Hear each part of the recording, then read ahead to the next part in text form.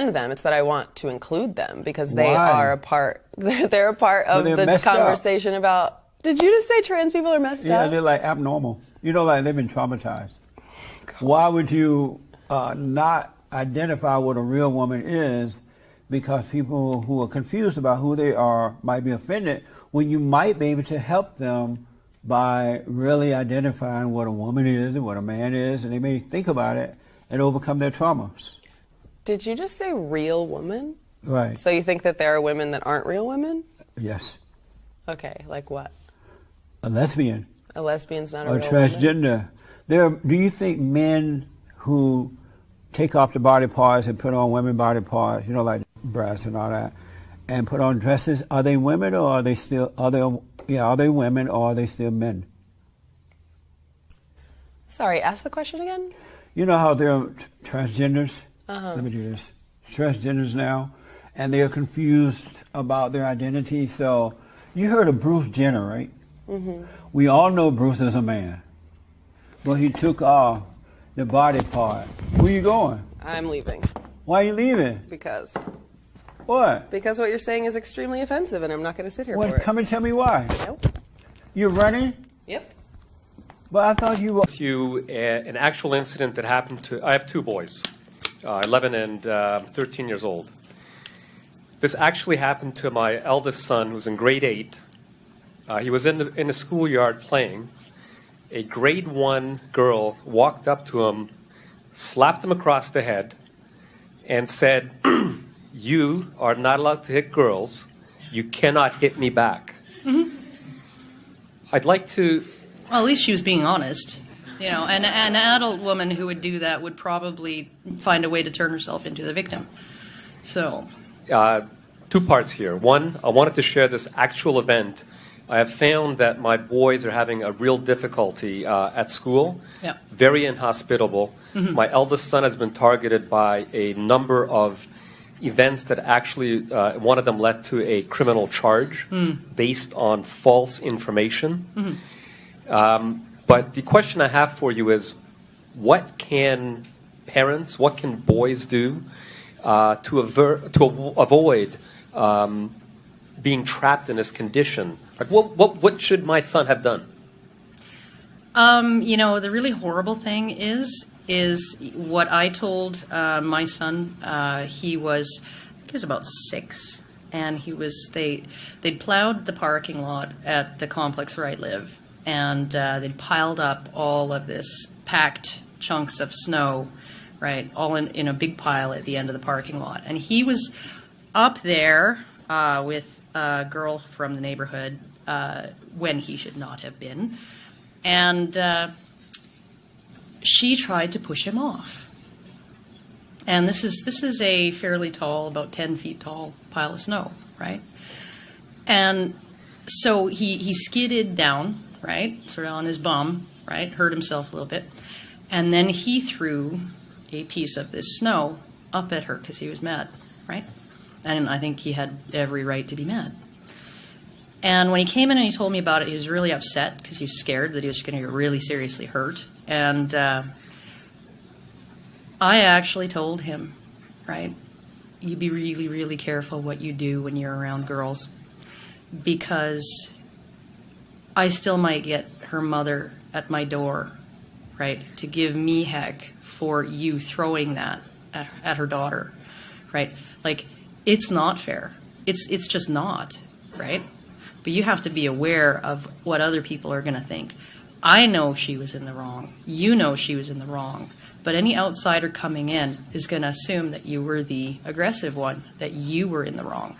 And it's just a fact of life that you're going to have to deal with until we can figure out a way to change it. I mean, like, that's the really sad thing, is that you just have to disabuse your kid at age 6 of any sense of fairness or justice, right, or equal treatment.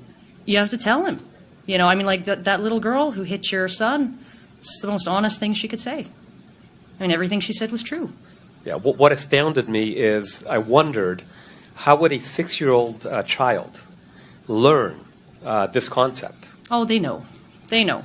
But I mean, they see domestic violence commercials too, and and it's never okay to hit a woman, and maybe they heard it from their father when their brother was, poking them, or you don't hurt girls, right? I mean, or their mom. It's pervasive. We teach our values to our kids. I mean, my dad, the only time he ever raised his voice with me was when I wasn't respecting my mother. So. Thank you, Karen. Thanks. Sorry. Hi. First of all, I want to address. I'm a Ryerson student. Mm-hmm. I just wanted to address that it's funny that you called Naomi Wolf a feminist when she's actually a rape apologist, and basically blamed the victims of Julian Assange's rape. So she's actually not really a feminist at all. Who? Naomi Wolf. You mentioned her in the beginning. She actually, as far as I'm concerned, she says she's a feminist, and she says she is, but she's a rape apologist. I don't know about that. Being skeptical is not rape apology. Okay. You also said that men deserve a safe space on campus, but I would have to say that every space in society is actually a safe space for men. Men don't get catcalled when they walk down the street. I'm sorry, whenever I'm an openly gay student, whenever I fucking walk down the street, people yell at me, okay? Why? Because men like to catcall women. If I wear a short skirt, I get harassed when I walk down the street. Catcalls are good. No, they're not good. I'm saying, is the world safe space for women? No.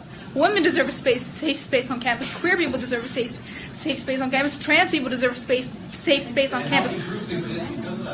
You mean enough? Why do men need a safe space on campus? Why do men need a safe space? Because the very idea of an event where men are talking about men's issues in a non-sanctioned manner, right, by the powers that be, right? In other words, they don't have feminists puppeting them, right, pulling their strings, telling them what to say, okay, or they don't have feminist ideology to do it, okay?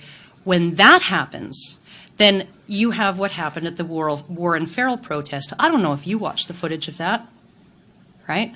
But if I were one of the men who was trying to attend an event talking about male suicide and all kinds of other stuff, and I had some woman who knows she can get away with it up in my face calling me every name in the book, screaming at me, I don't think I'd feel very safe, right?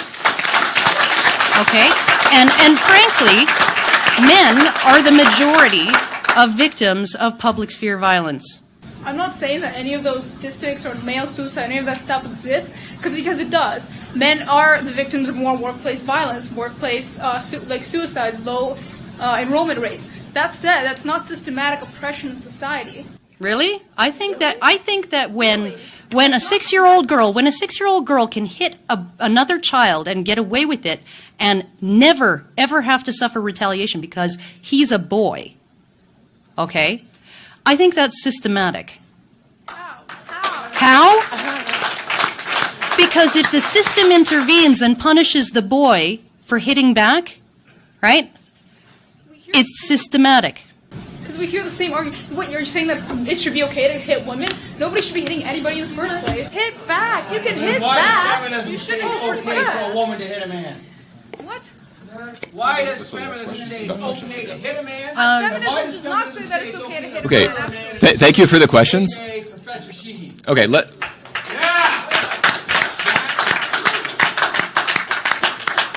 we appreciate the questions and the conversation. Microphone. Is it up? Hi. Still? So I was wondering, I watched a couple of your videos where you spoke at other universities, and I was wondering what you thought about the term that many feminists use, empowered women empower women, considering that I watched a lot of your videos, and a significant portion of it had to do with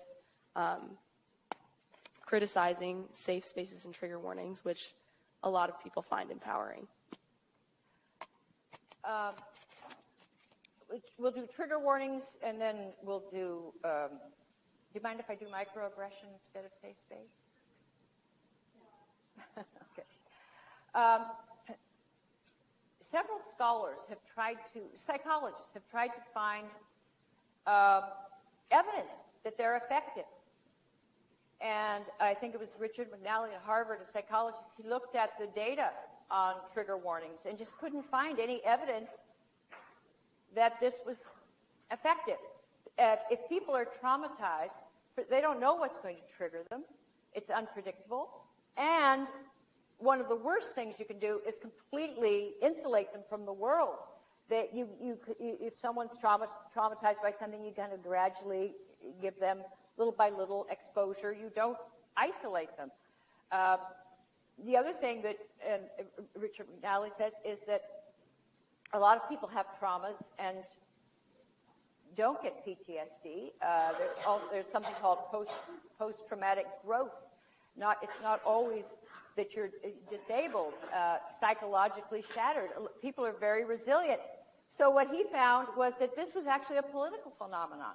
It was not anything. He could not find data that showed trigger warnings help people. Did this researcher experience something traumatizing? What? Did this researcher experience a traumatic situation? Have you experienced a traumatic situation? A tragic situation? Traumatic, in order to know that it wouldn't bother you? I don't have to talk about my own experience to know that other people don't need this.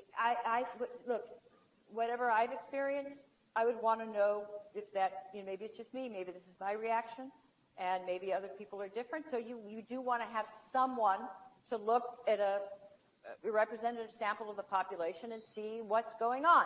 What he could not find, he doesn't rule out trigger warnings. He just said there's no evidence that these are helping people. Now, as a professor, I never gave trigger warnings. It was before that time, and I look back, I can't imagine it. But if someone, I think it would be up to us. I think students, if you are easily triggered or something, you could tell the professor. If you see what we're going to study, you say, I'm not going to be in class that day. I of course, would understand that. I hope every professor would. But okay, if you have to think about everything on your syllabus, and am I going to upset someone? That's really going to undermine education. So you should only think about some things on your syllabus. You shouldn't. What are you saying? You said you should think about some things, but I think about teaching healthy people, and which I assume most people are. And if someone's not, they should let me know. But if look, life is not going to come with a trigger warning. When you get out of this campus, there will not be trigger warnings. Huh? No, it's not. It's not. It's a very unsafe space. You are in a safe space. Don't you want safe spaces for free speech? Space for reason, for debate, for open discussion, and you don't. If college